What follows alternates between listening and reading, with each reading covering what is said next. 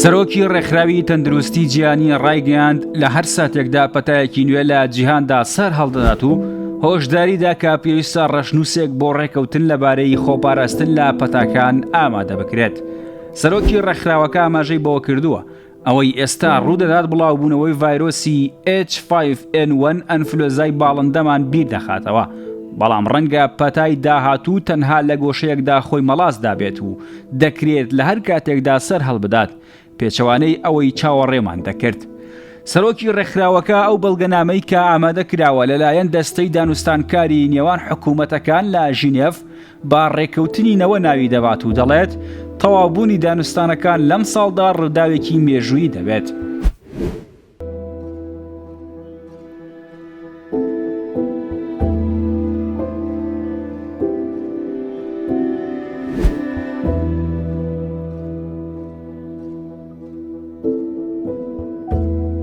پەتا جیهانیەکان هەمیشە خاڵی وەرچەرخانن بۆ گۆڕانکاری سیاسی، کۆمەڵایەتی و ئابوووریەکان و لە دوای ئەوە هیچ شتێک وەکو خۆی نەماوەتەوە. کۆلێرا، تاعون، کۆکە و ئەنفلۆنزا لە دڕندەترین بکوشەکانن لە مێژووی مرۆڤایەتیدا. بڵاوبوونەوەی ئەم نەخۆشیانە لە سەر تاسەری جیهاندا لە کاتی بڵاوبوونەوەیاندا بە نزیکی 300 بۆ 500 ملیۆن کەسیان کوشتووە. کۆڤید-19 لە مانگی کانونی دووەمی ساڵی 2019دا و لە ناوچەی ووهانی چین بڵاو بووەوە. ئەم ڤایرۆسە نوێیە بە خێرایەکی زۆر لە ناو مرۆڤەکاندا بڵاو بووەوە. بە پێی ئامارەکانی ڕێکخراوی تەندروستی جیهانی زیاتر لە 9 ملیۆن کەسی کوشتووە.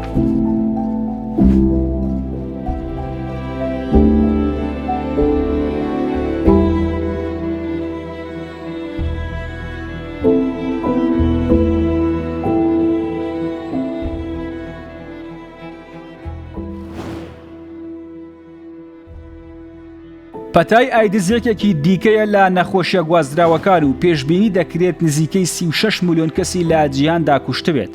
ئایدز بۆ یەکەم جار لە کۆماری دیموکراتی کۆنگۆ لە ساڵی 1976 دەستنیشان کرا. دواتر بووە پەتایەکی جیهانی. لە ساڵی 1970 زیاتر لە 36 ملیۆن کەسی کوشت. پەتای ئەنفلۆنزا کە لە ساڵی 1968 بڵاو بووەوە پێشبینی دەکرێت 1 ملیۆن کەس باهۆی ئەو پەتاوە گیانیان لەدەستدا بێت.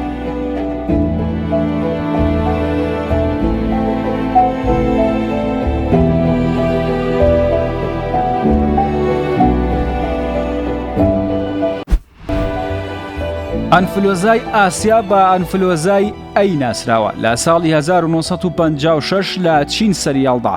خەمڵاندنەکان بۆ ژمارەی مردن بە ئەنفلۆنزای ئاسیا بە پێی سەرچاوەکان دەگۆڕێت، بەڵام ڕێکخراوی تەندروستی جیهانی ژمارەی کۆتایی بە نزیکەی 2 ملیۆن مردن دادەنێت کە نزیکەی 69,000 کەس لەوانە تەنها لە ئەمریکادا بوون.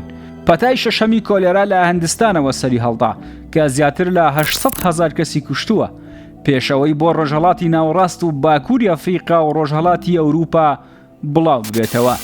بەگشتیە مانایەکێک بوون لەو پەتا جیهانیانەی کە کوشندەترین پەتاکان بوون لە جیهاندا تا ئێستا بڵاو بوو بێتنەوە.